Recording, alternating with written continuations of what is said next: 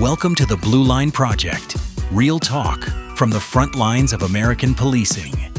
We cut through the noise, challenge broken metrics, and focus on solutions that keep officers safe, communities strong, and justice real.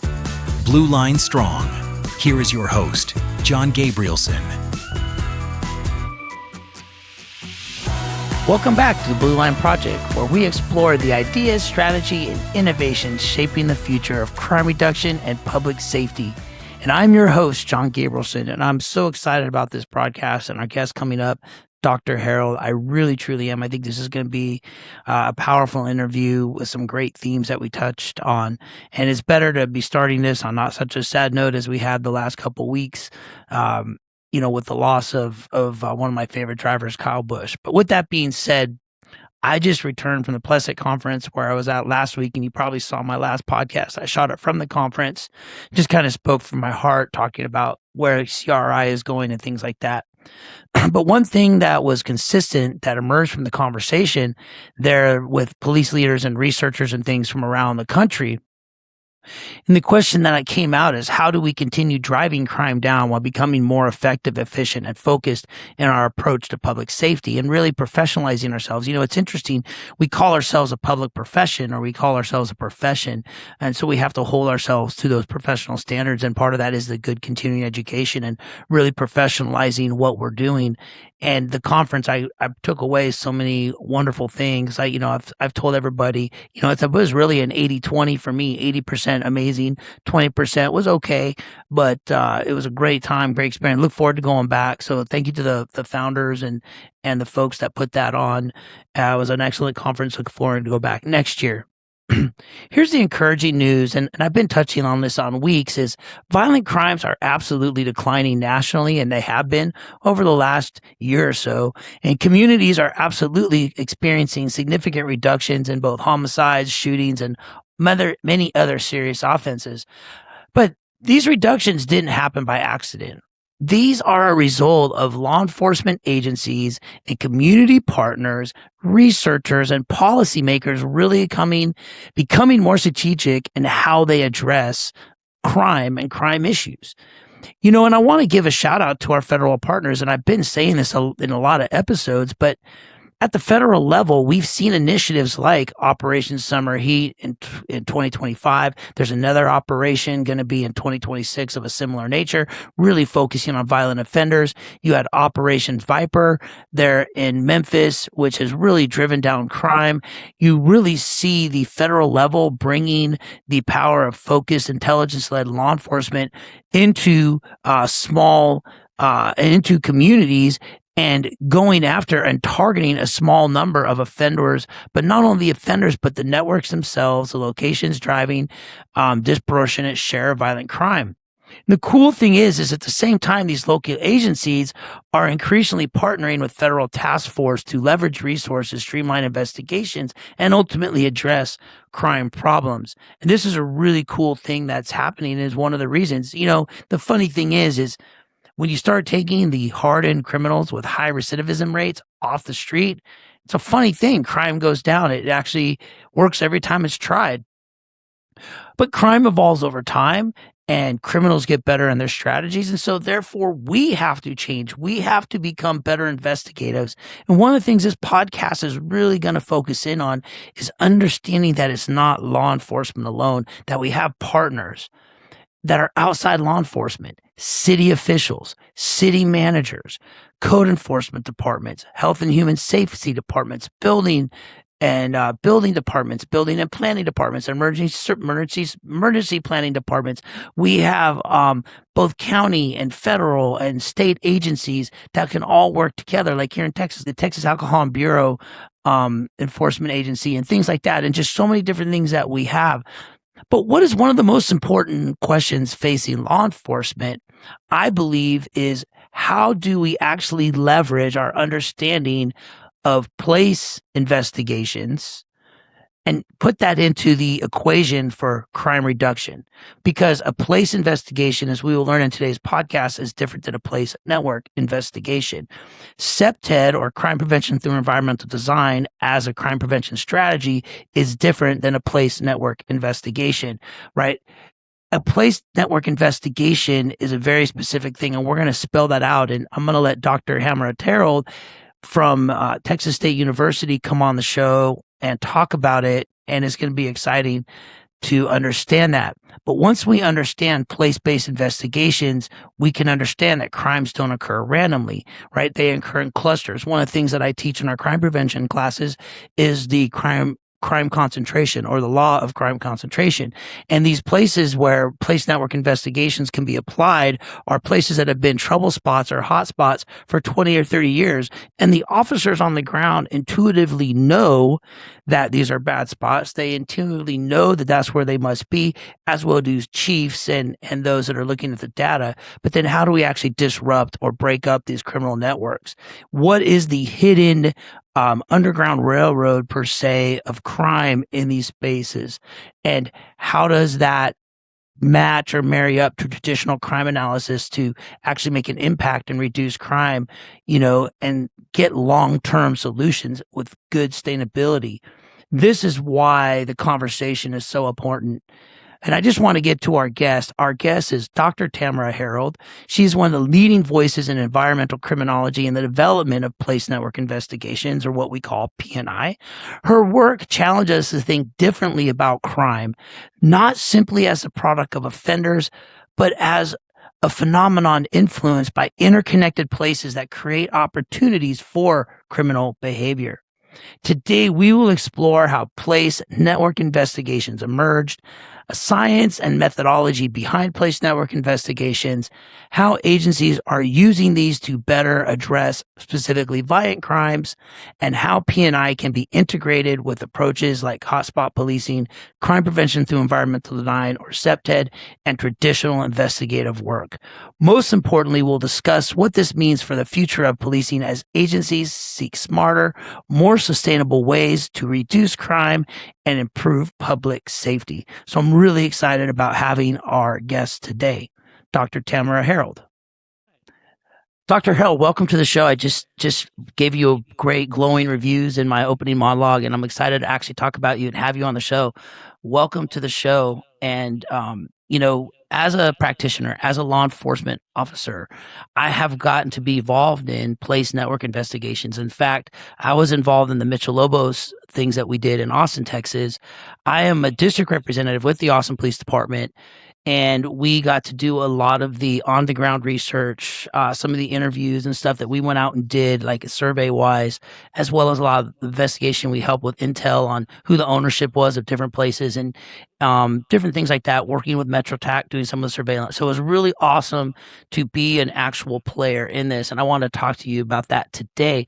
But first, I want people to know who Tamara is. So before we get anything, we talk about place management. How did you become interested in criminology and crime prevention? How did that journey happen for you? It's such a great question. First, thank you for having me. And I knew from the first time that we corresponded, I said, oh my gosh, we're going to have the best time and the best conversations ever. So I'm really excited about today. I'm excited to talk with you about whatever you're interested in, whatever you want to talk about. I am going back to your question. I did not mean to live this life. I always say, I make a joke that I'm an accidental academic, because I don't think anybody grows up thinking I'm going to be a big nerd and study all this stuff and go to college. But fortunately for me, I have a foot in both worlds. I feel like I do so much in the field with individuals like yourself, getting the work done, and probably spend a bit too much time doing that because I have so much fun doing it. And then I have my toe, obviously, in the research and science side of the house. But I was a musician. I started off as a musician. Do you play anything? Are you a musician at all? To you. So with all the people don't know this about me, back in California, before I became a police officer, I actually was in our men's quartet at church. We did old gospel classic style. I was the first tenor, but To get there, it was a little journey. It wasn't, so yes, I have a musical background. I know how to read music. And I haven't sung. I tell people, I think the last time I sang in front of anybody was probably 2003. So it's been a while. I became a officer in 2004, and just the whole musical thing just got left behind when I came to Texas. So anyways, that's what happened to me. But yes, no, it's the same thing. So I'll say this. If this ends up being your most listened to episode of all time, you and I have to do an encore where I play and you sing, and because I got to bust out my guitars and dust them off myself. So we can make this happen. But I was studying classic guitar, and I took a criminal justice class. Do you know Christopher Parkins? Classical guitars. No. He's amazing. You got to look him up. He's amazing. One of the best in the world, Christopher Parkins. Anyways, go ahead. Sorry. I'll tell you what, people who can really play can really play. I was never really one of those, but I was on my way. I thought I could be one of those people.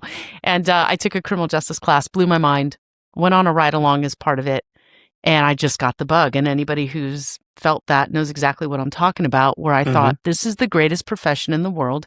I can't believe people actually do this every single day, put their lives on the line, invest their heart and soul, blood, sweat, and tears to keep other people safe. And I thought, I can't think of a better way to live my life, to dedicate my life to such a noble, worthy cause. But I was so young when I started college. I guess I was a secret nerd my whole life. So I was too young to go in any academy.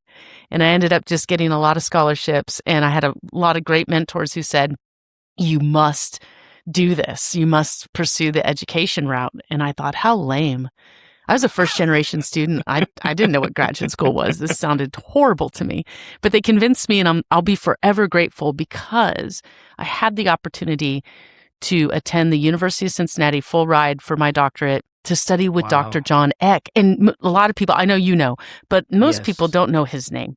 But, John developed the SARA model for problem solving. Yes, he's amazing. He is an incredible human and just a brilliant mind. And I thought, well, here's an individual, even though he's he's in the nerd house, he's still so relevant to the people doing the work in the field. So I made my way out to Cincinnati, studied with John, and that was really the start of this whole journey. I didn't mean to do it, but I'm very grateful that I did. Well, here you are. You did it. You talked about that ride along. Was there a particular experience that really...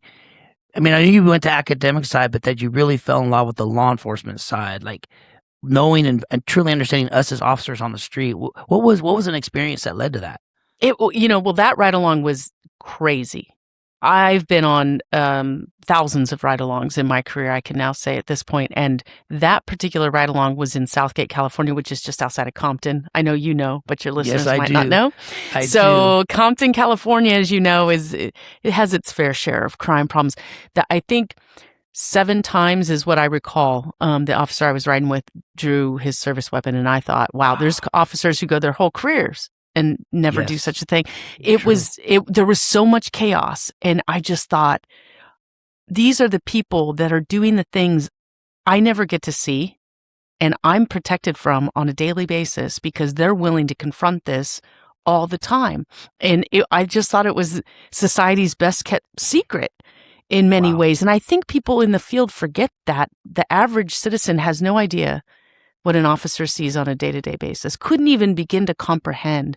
And so I'm such an advocate for people who are really skeptical of police or, they have all these ideas about how to make policing better, but they've never, ever spent I go on a ride along. It will change your life. It'll change the way you think about what police do. And we can always improve as a profession. I've dedicated my life to that. Right? I mean, we should always be aiming toward making this a better, greater, profession to serve. But on the flip side of that, we have to be real about what's going on in the street. And as soon as you see it, as they say, you can't unsee it. And it will change your life, right? And so... It's true. Yeah. It's true. I can tell you, when I was a young officer at APD, I was a go-getter. I loved to run and gun, foot pursuits. I mean, we'd look at the warrant list every day before duty to go see what we could serve. I mean, we had fun. Don't get me wrong. I had a blast.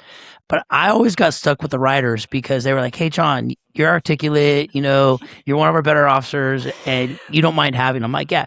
But every single civilian rider that I had that had never been involved, they told me that the 10 hours or so that they were with me flew by.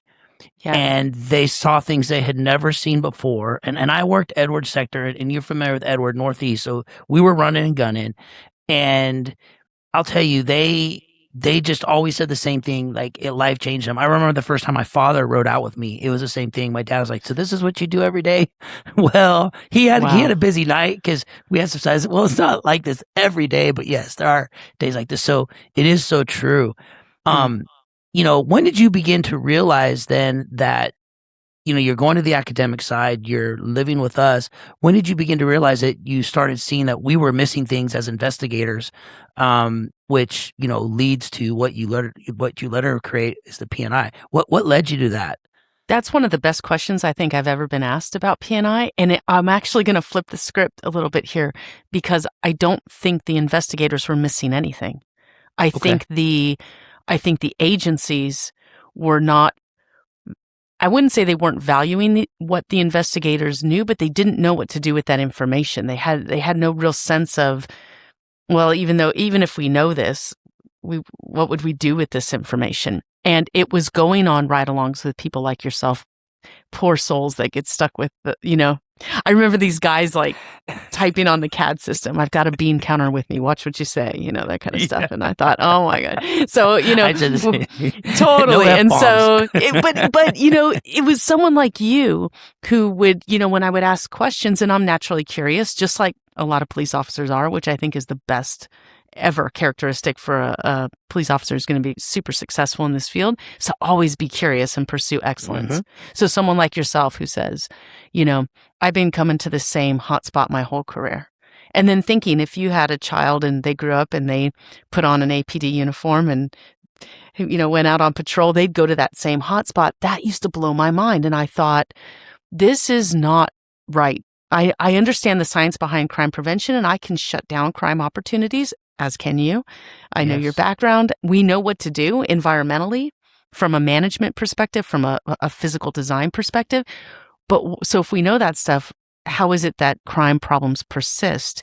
And that was the insight. And then it was working with going and working out, with specialized units, these narcs, other people going, "Hey, look at this. There's these comfort spaces that these offenders are using," and then hanging out and watching how offenders were moving in and around locations, and then coming to that realization that what we see on a crime map is an incomplete picture of what investigators actually know what's going on in the field. And above and beyond that, investigators and the rest of the agency do not have the tools in their toolbox to block the crime opportunities that are involved in that larger network of places that are sustaining that persistent violent hotspot. So it took selling to city managers that you're thinking public safety is the function of police, and truly they're boots on the ground 24/7. There's no other agency like that, right? That's going to be able to see what you see every single day. But now you're not taking that intelligence, collating it at the city level, and then saying, what resources do we have at our disposal to make sure people aren't using this space in a way that facilitates all sorts of harm and criminal activity? Once we were able to kind of create a framework around that, that was the birth of P&I. That's where that all came from. But it was the insights of individuals like yourself and investigators and community members, because they know exactly how people engaged in crime are using space and place. And so, when we're training up P&I teams across the country, I'll say, just go hang out, with the little old lady sitting on the corner. She'll tell you exactly where all the spots are, everything that we need to address. And it's amazing. You're 100% right on that. It's funny. I do teach a CPTED class with Dr. Randy Atlas, where we certify officers and others in crime prevention environmental design. And we talk about defensible and offensive space all the time. But we also talk about like your managers and your guardians. And we have a great picture when we're talking about defensible space of that guardian. And it's a little old lady in Miami sitting on a corner. And Randy said he took that picture because that grandma knew everything. So all you had to do is go talk to her, and she could tell you where each drug dealer lived, where they held their dope, who was good, who was bad. And so what you're saying is so true. And I've learned so much from you at just that one class and then reading some of your other work. But I've been telling young officers now, I just had a conversation with one of our young guys, young pup, just got cut loose, was asking me questions. Said, dude, if you want to know an area, even if you're in a black and white, I said, dude, just go sit there and watch. Don't even go out on anybody. Just watch. You sit there and watch. You will be amazed at what you see. And in several areas in Austin, they're so, I guess, accustomed to seeing black and whites that they'll just ignore you, assuming you're not going to do anything and continue to do their things. And you're just gathering intel. So I think from what I've learned from you and P&I, the power is the actual surveillance and seeing the place, but then those tools. So if you had somebody, because I think some people hear P&I, and I got this at the Chiefs conference, they hear P&I and think, problem solving or Panda or Sarah, but I don't think they're getting what you just said. And so if you had to explain it to them, and really, you talked about a city manager, can you explain for the audience about bringing in all those other resources to actually address a crime problem, kind of like what we did at Mitchell Lobos in Austin? Because I don't think some people truly understand this isn't just law enforcement. It's an all of the above approach. Could you explain that just in clear terms? Yeah, there's a phrase called holistic governance that comes out of the UK, and that's truly what it is. It's about breaking down all the silos that we have across a city to actually solve problems, instead of just kicking it or trying to push it off onto, one agency or another. Everybody's at the table, everybody's accountable, and everybody tries to solve these issues. But, and congratulations on the amazing work at Mitchell Lobos. I mean, I look at the crime stats and I just think the number of victimizations that have been prevented since you initiated that operation, I can't even begin to imagine the trajectory of lives changed. You know what I mean? And the number of officers who weren't exposed to more nonsense and potential injuries and, other things that happen when we ask officers to just repeatedly go back into really crappy places, and when we know they're a problem to begin with, but we don't really know what to do. So we just keep responding. And from an officer safety and wellness perspective, and I say this all the time to every police leader I can grab, I say, how does this make sense? Why do we keep asking officers to inject themselves into places and situations we know have been problematic for forever? We need to start solving these problems. So there is an element of problem solving, which is why I think some people think, oh, it's problem solving. I also have a lot of agencies go, oh, it's CPTED. And I'll say, well, CPTED's relevant. It's very helpful if you know a little bit about crime prevention through environmental design, but that's not the whole piece. Think of it more like logistics. So if you're in if for anybody with a military background, first, thank you for your service. Second, you understand the power of logistics. And if you are out there trying to disrupt people who are trying to commit harm in other places, best way to do that is mess up their logistics. Take out the bridge, shut down the strait, do whatever it is that you need to do to make it really hard for them to do what it is that they're trying to do. If you take out a player, that can be helpful, especially for a period of time. And we should hold people accountable for doing bad things. Absolutely. But you take out that player and there's 20 right behind them, ready to continue on with those logistics. I always use the analogy of an Amazon truck. If we blew up an Amazon truck, we wouldn't put an end to Amazon. But if we started focusing on their logistics and we said, okay, well, where are their warehouses and what trucks are they using and what routes are. So underneath any violent, persistent hotspot, something where you could tell me this place has been a problem my whole career. If you could autopsy it and you could look inside, you're not going to find one location or one address or one business that's driving that hotspot for all those years. What you're going to find is an infrastructure, that same type of infrastructure that you would find in the military, right? You'd find this infrastructure of places that are all connected, places where people are stashing their guns, their drugs, their weapons, their humans, if they're engaged in human trafficking.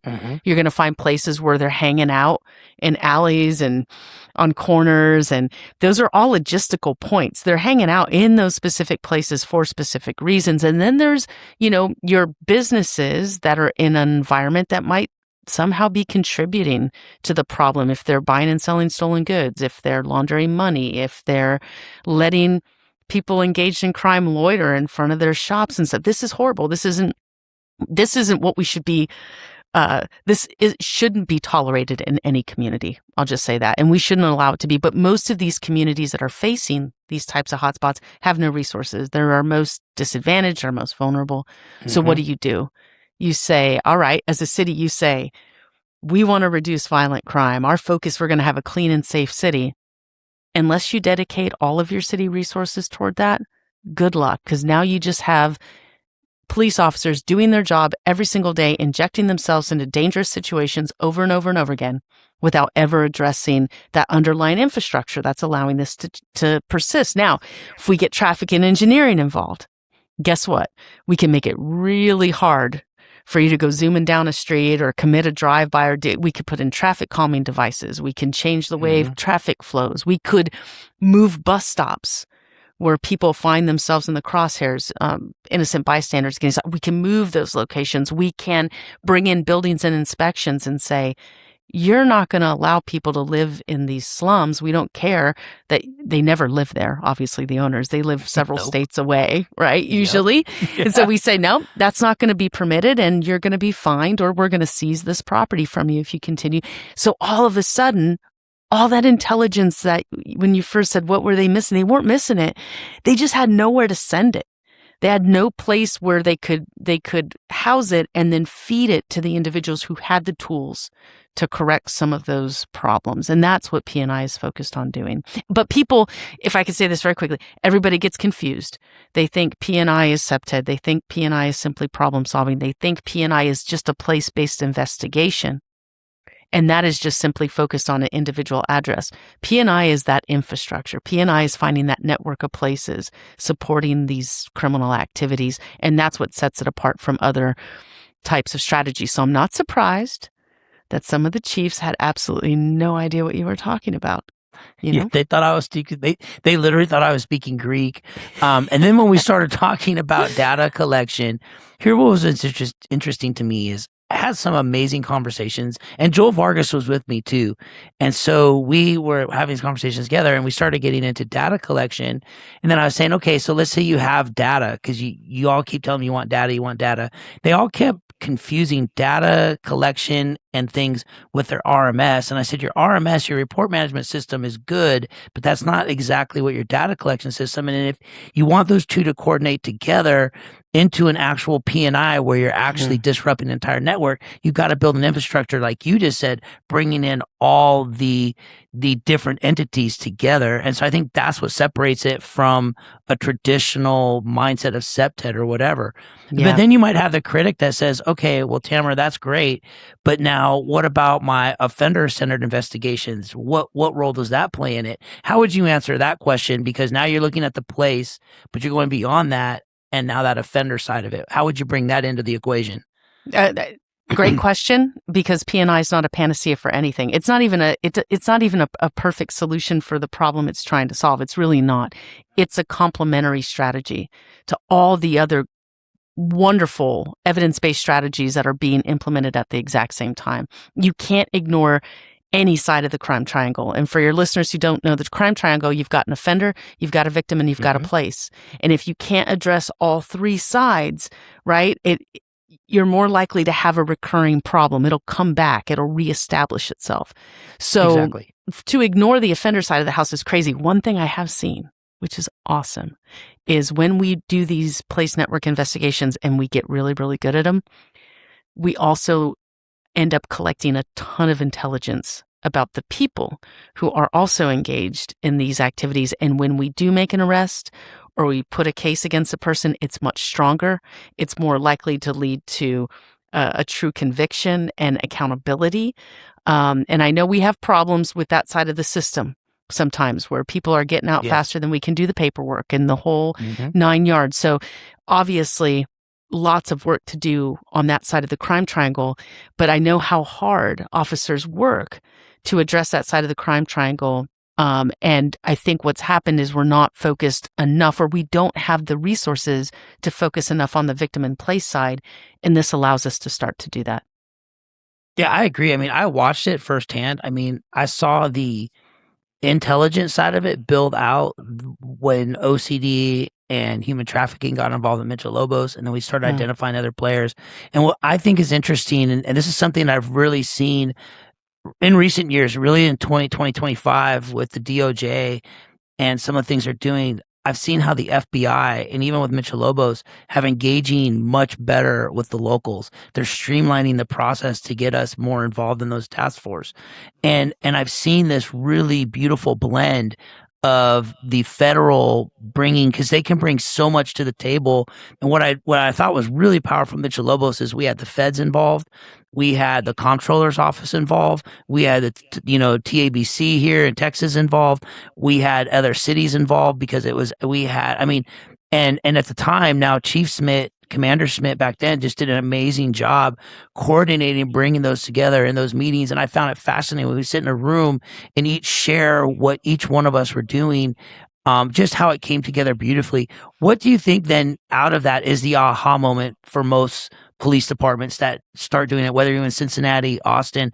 Can you put your finger on the aha moment of where like this kind of sinks in? Like, oh, this is what they're talking about? Yeah, you mean in terms of working with the other partners, or yeah, what like sinks just in? working with the other partners, because in that aha moment, we're so siloed in law enforcement. Maybe say it a better way is we don't talk to each other. I mean, just an example. It's hard for me as a district rep or a community engagement crime prevention guy. Sometimes I'll approach another unit and they're like, oh, well, that's, crime prevention, whatever, and don't realize that what I'm bringing to, let's say, burglary is actually going to help them solve cases or I know at APD, some of the guys they had an aha moment, like, so this is what it means to work with other agencies. I think we get so can you think of any specific aha moments with Austin or that you've personally seen where it just clicks and then they get it? Yeah, and I won't say where, so we'll protect the innocent here. But I was in a particular city because now we've replicated this across the country, and it's been yes, ma'am. Wildly successful if we have buy-in from the top, meaning the top city leaders, if we have great leadership inside of a police department, and if we have really dedicated individuals who are like, yeah, there's something to this on the internal side for the PD, because you're gathering a lot of intelligence in ways that we haven't done this before, and you know how it is. Mm-hmm. We're all resistant to change, so it's just kind of yes, crazy. But I will say this: in another city, they sat down, it's sort of the same thing that Austin went through, bringing all these partners in, right? And the FBI is just watching the presentation being given by the equivalent of Chief Smith. And they just looked over and they go, we've been in that site for years. And it was the moment where everybody goes, wait a minute, we've been responding to this site for years. You've been working cases in this location for years. And neither of us have solved this problem. And now we're together. And now we have a shot at this. And I love that moment. And if I can just tell you, that happens at the city level too. So we're in these, what we call P&I boards or all city teams. You've got all the department heads or representatives at a table, and they'll literally look over at another department head and go, your department does that? Like they had no idea that we had these resources in the city. So to your point about the silos, if we can just coordinate our resources a little bit better, it's a maximizer, right? It's the force multiplier that we're looking for. It's not having one unit hoarding all of the information and thinking, well, you can't have this information because we're special for some reason. Like it's, how it is inside of a PD, right? No, it's about, man, what are you seeing? And we do these things called patrol debriefs where we bring in, often with a P&I site, we'll bring in everybody who's been working in that area and say, what do you know? Because as we discussed before, this information, people know it. We just haven't collected it in a really meaningful way, or in a way where it would be useful. So the aha moment is figuring out, oh my gosh, we're all working on the same problem. We have been for years. And guess what? We just haven't formed the partnership we needed to really shut it down. Exactly. No, I think you're right. Kind of we've talked about it in theory. I want to just like talk about in practice, I noticed like cops, and I'm very careful when I teach cops because they have a tough time thinking globally. Like if you tell them 1, 2, 3, but you could actually start with 3 to go to 1, they're going to always start to try to, they're so funny. Anyways, just something that I'm a cop too, don't get me wrong, but I have a little bit more global, I don't know, maybe I have an academic bent to me, whatever. It's just funny. So with that being said, Walk us through like a typical process. So like if I want to start an investigation, what would be kind of be the ABC steps? Just walk us through that little process, as brief as you can. I know you teach a whole 5-hour class on it. Yep. It was great, by the way. I Well, thank loved you. it. And we just scratched the surface, right? That was like an Yeah. overview. It'd be like saying, I'm gonna teach you how to be an officer in 24 hours. It's never gonna happen. This is an iterative process. And I was just so grateful that APD said, hey, we want as many people on the front lines to know what it is that we're doing. I rarely do I have an agency that does that. We're briefing executives and maybe some supervisors, but to bring people who are boots on the ground doing the work in to really see the bigger picture, I'm going to give a lot of credit. I don't see that everywhere I go. But I would say this, unless it's a designated P&I site, meaning your data and analysis unit have confirmed that it is truly the type of site that P&I might be relevant for, because it might not be a place network. It might just be a crappy place, right? A problematic location. Then you don't need a network investigation. Then you just go through what we call place-based investigation and you leverage chronic nuisance, and that's it. But if we think that this is one of those persistent locations with that infrastructure, and they can do the fancy analysis to figure out whether or not there's indicators that that's true, once that happens and it becomes a designated P&I site, this is where you want to start the investigation, because unless that intel is going to be funneled back up to those city reps, you're just going to be running around doing all this investigation and have it go nowhere. So it's really important, one, that it's been sort of designated as a P&I site. But then two, you really do need a team of individuals who are trained, just as we talked about, like there might be a training and an introduction to it, and then some follow-up training on this, because it is a slightly different way of thinking about investigations. We're really good at investigating people. We're so good at investigating bad people. It's fantastic. But investigating a place is a little bit different. And when we're using things like CIs or we're conducting undercover surveillance, and what type of intelligence or information do we need to gather as part of that? It's a little bit different when you're focused on people versus places. And so once you sort of have a little bit of training around that and you have a cool team, and I always say, like, you need, like, and I don't know if I'm dating myself, but do you remember, like, the A-Team back in the 80s? Okay. Dun, dun, so you had, yes. That theme in my head, yep. So for all the younger listeners, go down a YouTube hole tonight and just, like, Google the A-Team, because it's phenomenal. It's with Mr. T and the whole gang, right? So Murdoch, yes. Murdoch, everybody. The cool thing about the A-Team was you had all different personalities with all different skill sets. And I think we do ourselves a disservice when we say we've got this unit and it focuses all on the same type of problem, and everybody kind of gains expertise around that, and that's it. For P&I want somebody who's investigated financial crimes. I want somebody who's spent time undercover, who understands narcotics, who understands the human trafficking world. I want somebody with a really, really strong patrol operations background. I want somebody with great community connections, who understands, sort of the way the community thinks and behaves and what they need in that particular. I want the A-Team. I want that diversity of thought on a team that then is turned loose to go conduct these investigations and find out everything they can possibly find out about this location, because you're going to have the Murdoch that, chases this rabbit hole, and then you're going to have somebody else chasing the other rabbit hole. And, when you can do that and you have that really strong team, you start finding really cool intelligence out about a site, maybe about the owner and the LLCs that they're involved in and how they're committing harm all over the city, and, all sorts of really phenomenal investigative work. And so the more diverse that team in terms of skill set, the better. And those investigations are highly complex. So unless you have tolerance for the level, like, think organized crime type investigations. They take time. You can't just get out there and make as many arrests and bust heads at, because what you're trying to do is find each piece of that puzzle so that we can totally crush it, right? Disassemble the whole thing. So it has to be people with patience, with strong investigative skills, and with diverse skill sets. And from there, that's where you start doing it. But to your point, the surveillance alone, and you brought this up in the beginning, Yeah. If you just sit out there and you watch the dynamics, you start to uncover those locations that tend to matter. My favorite thing ever was put up a camera. I don't care if it's covert or overt. Roll a black and white in and watch where everyone disappears. Absolutely. And now you've got your initial, all right, our place network extends here, it goes here, all sorts of really cool things that you can do. Well, we did, it's funny, Powell and Georgian, we have had prostitution at that intersection. Now it's moved, the city, to their credit, added some lighting at that intersection. So it moved about 2 blocks north, right? And the residents were calling and complaining constantly because they used condoms, the needles, all the different things that were in their front yards. And so I did some work with Lieutenant Bone. We went out there and did some surveillance, and I did some CPTED stuff.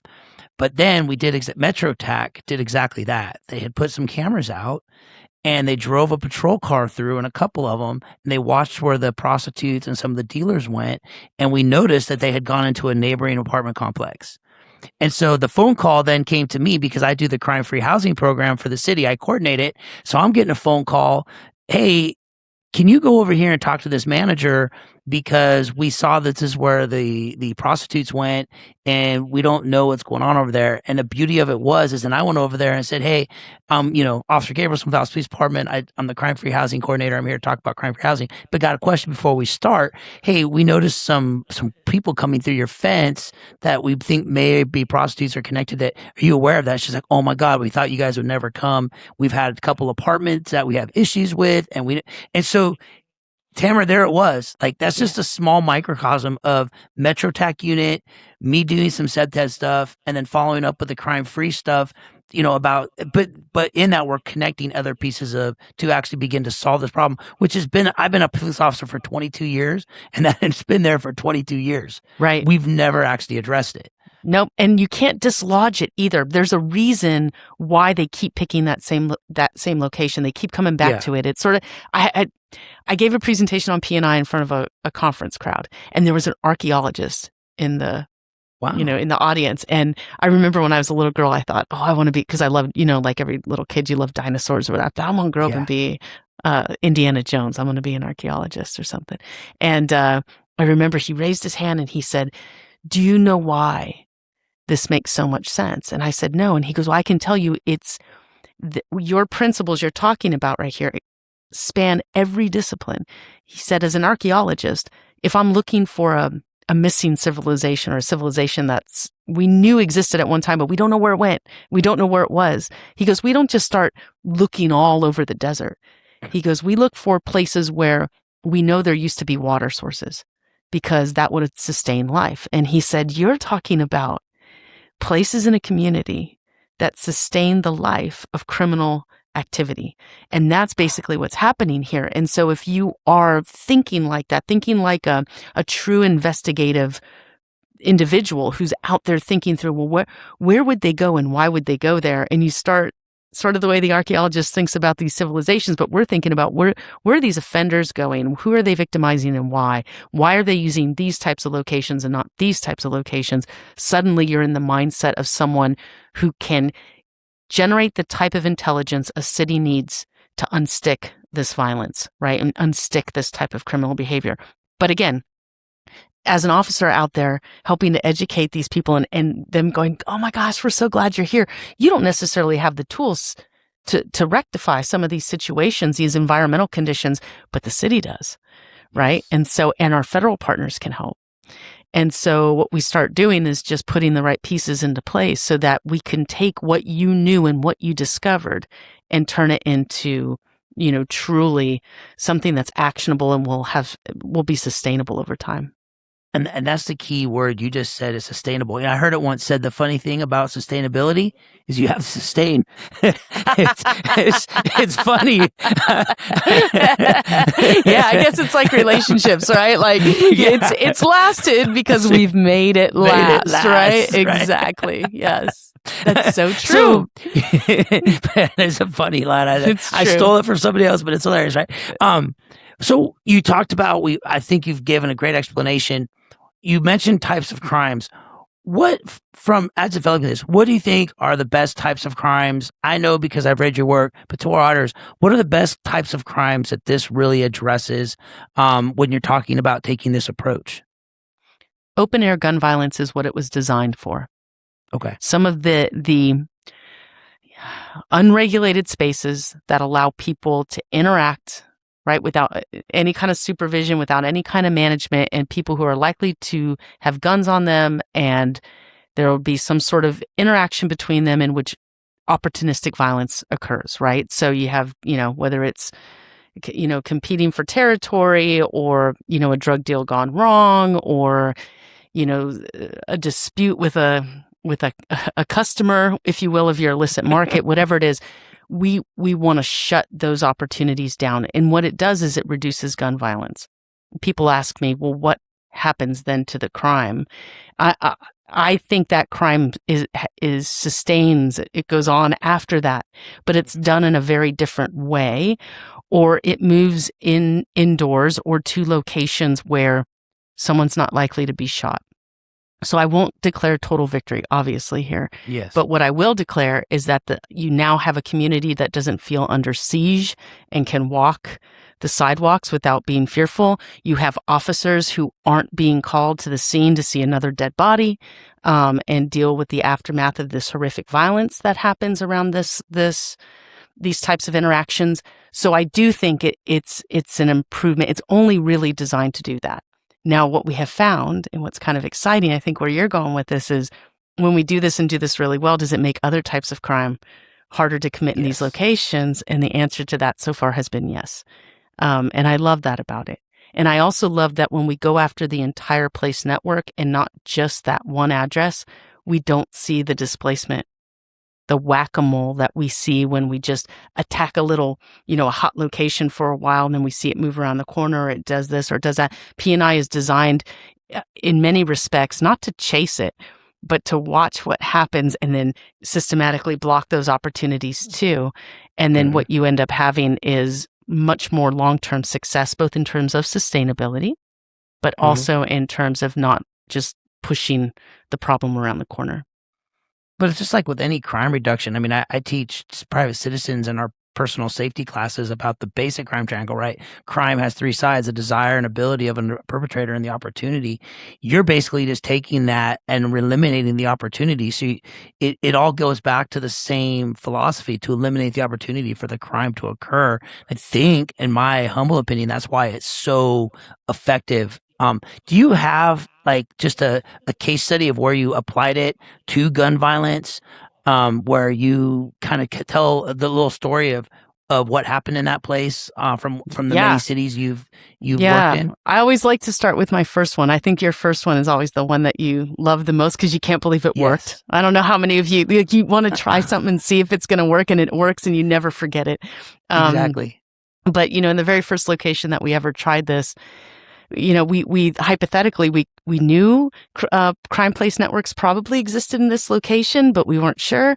Sent investigators in. Sure enough, they came back and they said, oh my gosh, we've got all these different types of spaces being used by offenders, and they all have names. You have the comfort space where you stash stuff, and the convergence setting that's public. And so there's all these names for them, and they're running around chasing them. They're finding them. They're talking to the community members. The community members are saying exactly what that community or that business owner said to you, which was, what took you so long? Like, we're so glad you're here. Like, of course, we've known this for forever. So they uncover all of this. They take it back to the board, and they did something so well that I've yet to see it replicated in other cities, and I'm really hopeful that this is what we're going to be trying to do in Austin too, is they really engage the community on the back end.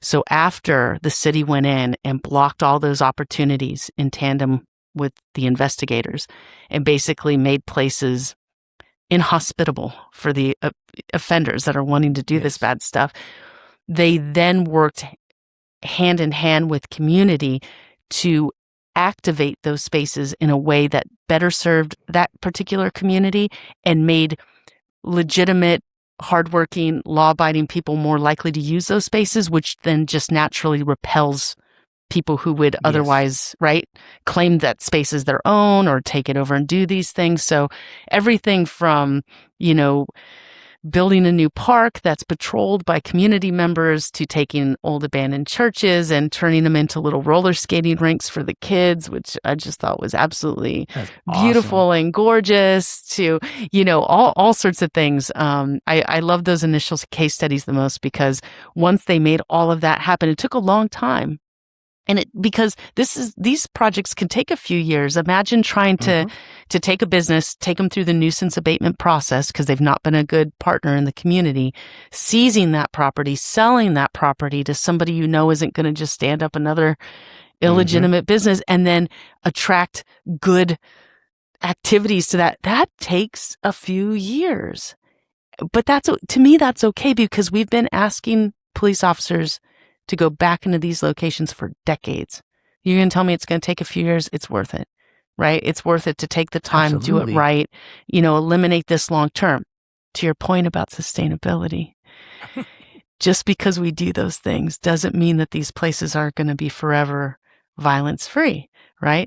Because these are still, if we've done our jobs and we haven't displaced the people out of there, we haven't just engaged in some sort of demolition project and then just stood up expensive.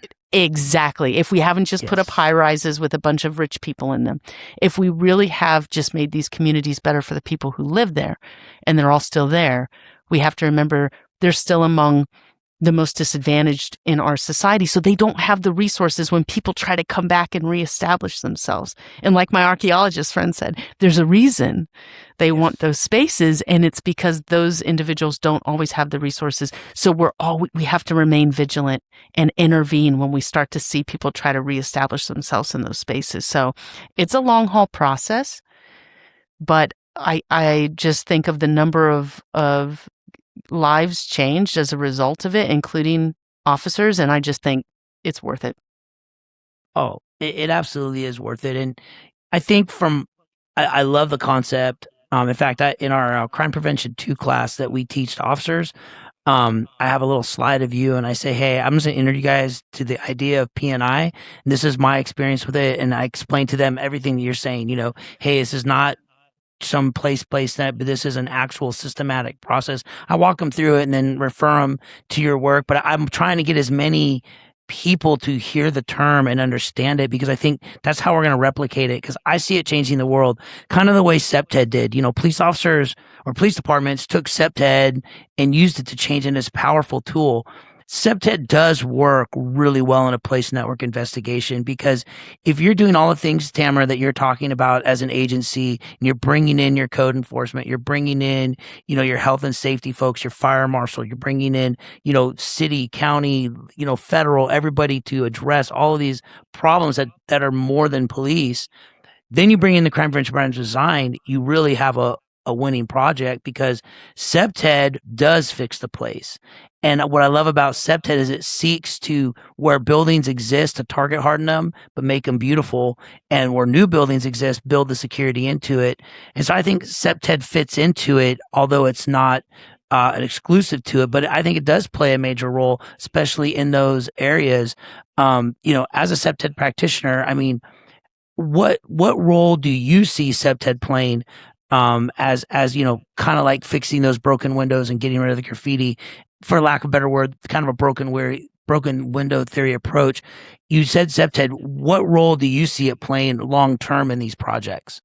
Well, certainly it helps you to understand why a place is vulnerable to crime, right? And it's nothing, again, that somebody boots on the ground doesn't already know.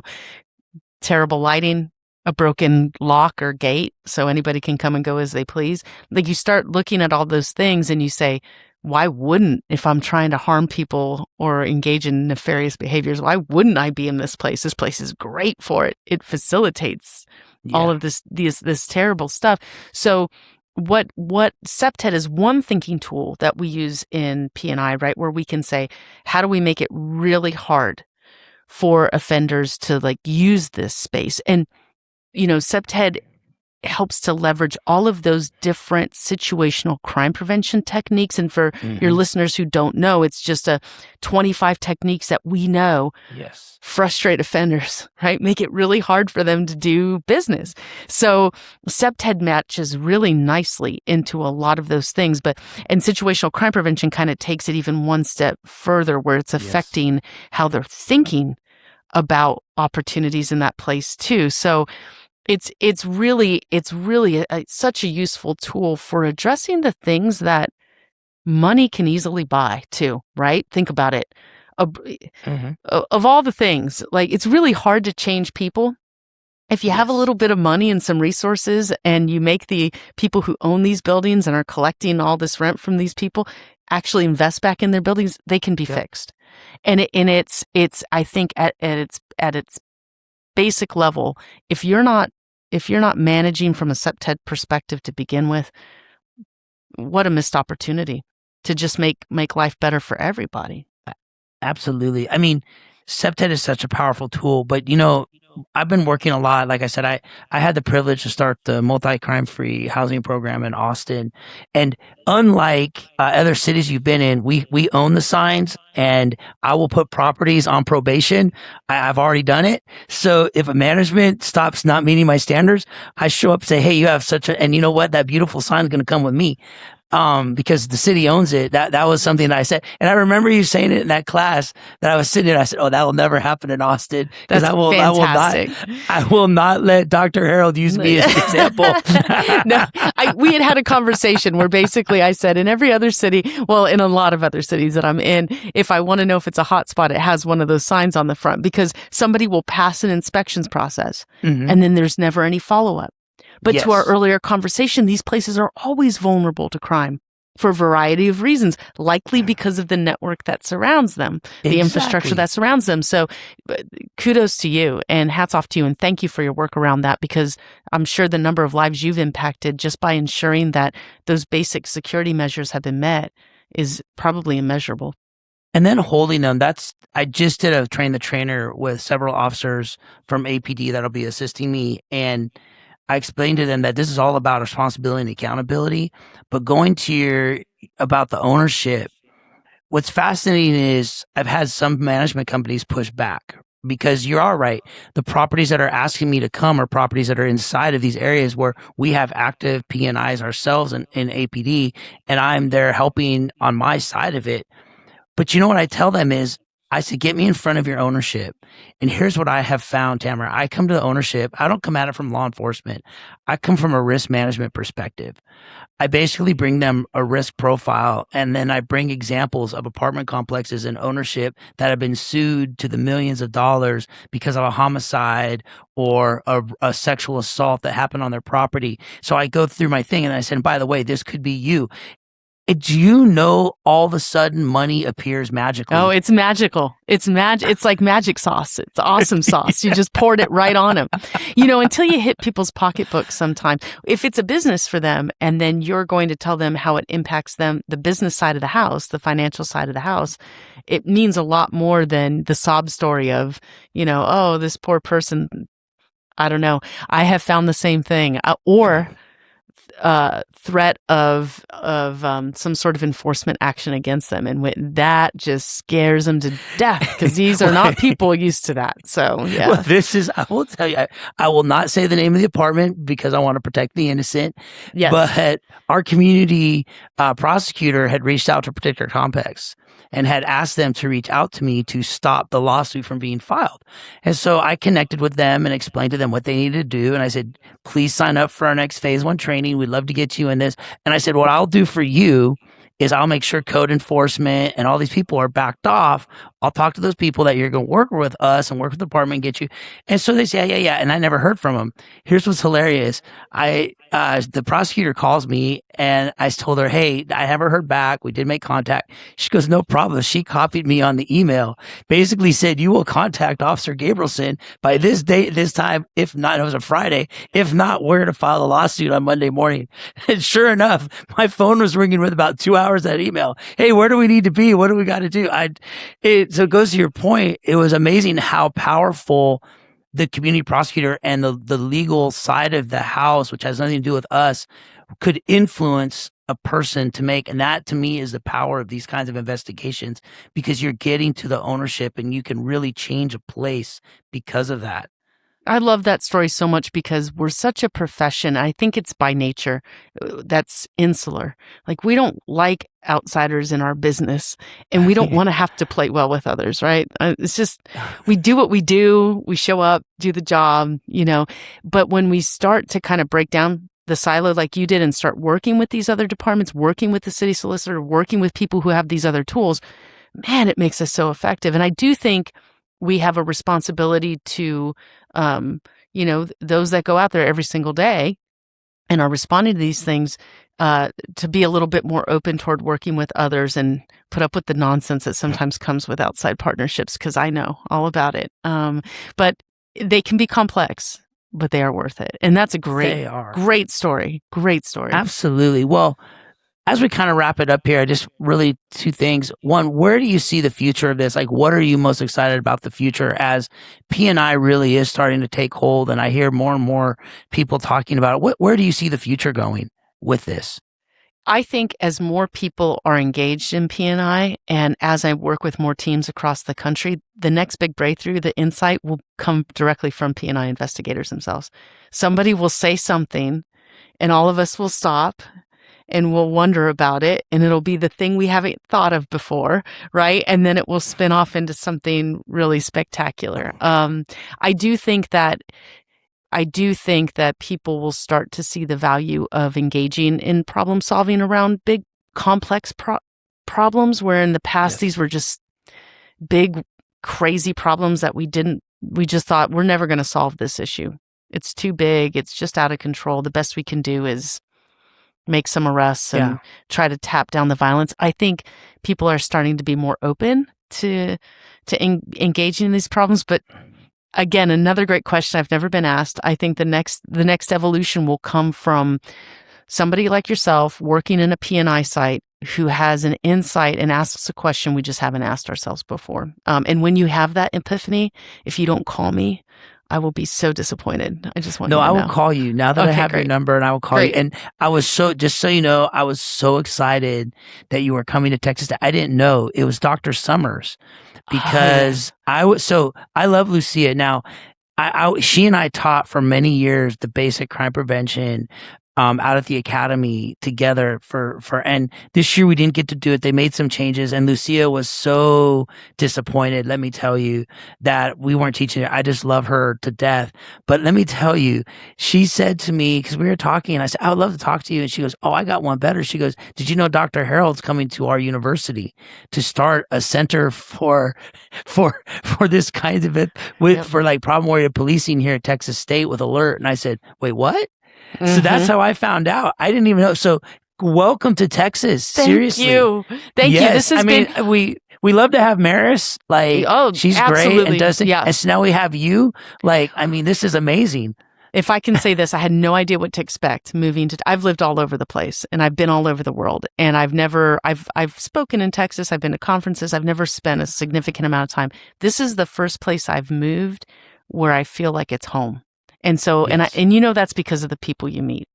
So thank you to everybody who's just been, including yourself, who's just been so welcoming, so wonderful. And I can't wait to see what lies ahead for all of us. This is really cool. So thank you for that welcome. Absolutely. And in closing, because I do have some chiefs that I know that listen, we're growing and doing better things, and I'm excited about the future for us. But if you're speaking directly to a police chief or sheriff listening today, what is it that you would tell them that they should do, and maybe correct a misconception that might stop them from looking more into P&Is or reaching out and contacting you for more information? Because is Texas State with that offering these things, like kind of like Alert does, a resource for these sheriffs and chiefs to bring to their agency and you or others to present? What is one, a misconception, and two, what can they do to get in contact and learn more from you in Texas State? I think one of the common misconceptions is that this stuff is complicated. It's not. It's what you know. It's packaged in a way that makes it more useful. That's all. Okay. I mean, imagine that you have the sword And this information that we're sharing is the sharpener. So you're about to become, way more dangerous when you start applying some of these thinking frameworks and some of these different strategies. So the misconception is that this is somehow completely foreign to what they're doing. No. It helps make us much, much more effective. Second, in terms of resources, so this is the year we are transferring the Center for Problem-Oriented Policing from Arizona State University to Texas State University. Wow. And I am so excited about this and to be able to lead this initiative. So we are hosting our first Problem-Oriented Policing conference for this transition in Austin. And I can't say how proud I am that APD's... When is that conference? It's going to be November 16th through 18th. I gotta be there. You've got to be. It's going to be at the Driscoll. I mean, how cool is that? Oh my gosh, that is so, Yeah. I got to be there. I didn't know it was in Austin. I had been paying attention. Well, All right, no, Tamara, and I'm it going to was be just there. I'm there. it was just announced, and there's people competing for the Goldstein Award from all over the world that are coming to Austin to compete. And the Goldstein Award is for excellence in problem-oriented policing. Yes. It's an international award. I know maybe not your listeners, but I know that APD is co-hosting with the Travis County Sheriffs and also with UT. PD. Okay. So it's going to be great. All of your listeners, I know the chief's going to have so many badges that you all can pass around and come and join us at the conference. But I would say for the chiefs that are listening, consider sending a mission-aligned team. Send the people in your organization who you think are best positioned to help you solve your stickiest crime problems, the things that are just driving you nuts, because this conference is the conference internationally where people network around sharpening their swords and getting really good on the crime prevention side of the house. So open invitation. You could go to popcenter.org. It's still housed at ASU, so it'll be shinier when it comes to Texas State. But for now, it's at ASU, and that's Okay. And it's phenomenal. You could find information about the conference there, or connect with you. And you can always refer them to me. I'll make sure you have all the information you need. But got it. Again, and I'll put it in the thank you, details as well. Awesome. Great, fantastic. Tamara, thank you so much for joining us here on the Blue Line Project. You challenge us to think differently about so many things, and you've challenged me. So I just wanted to thank you, and I look forward to getting to know you more, meeting you a couple times around APD, and really just appreciate having you here. And thank you. I just appreciate it. I don't have anything else just to say thank you. Well, thank you for all that you do. And thank your listeners for all that they do. I will. Well, thank you so much. And I will see you around, and we'll be in touch very soon. Thank you, Dr. Herold.